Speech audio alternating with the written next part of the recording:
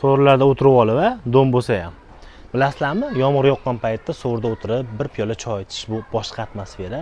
Biz Zakanaldamiz, Kanechka 5A tomonda. Qarang. Podvali bor, so'risi bor. Akamiz uyning egasi alohida qayta remont qilgan, hali odam yashamagan bu yerda. Mana bitta so'risi. Xo'p, bu kiraverishimiz bo'lsa, bir o'sha hisobida oshxona jihozlari barcha narsa yangi bu yerda. Bu demak, mehmonxonasi, 4 xonali uy puliga arziydi, osmondagi narx emas. Xo'p. Sanuzel. Bu yerda bitta xonasi. Joydan bor-ku, hisobli foydalanishibdi. Chunki qarang, detskiy masalan, uxlash uchun ikkita bola bemalol bo'laveradi-da. Maza qilib uxlashardi bolajonlar.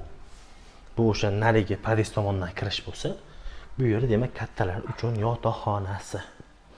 Uyimizning narxi haligi berilmagandan ozgina qo'yib aytilyapti. Xolos, osmondagi narx emas, qimmat deb yozmaylar, chunki qimmat deb yozgan odam uy olmaydi aniq. $37,000 kami bor.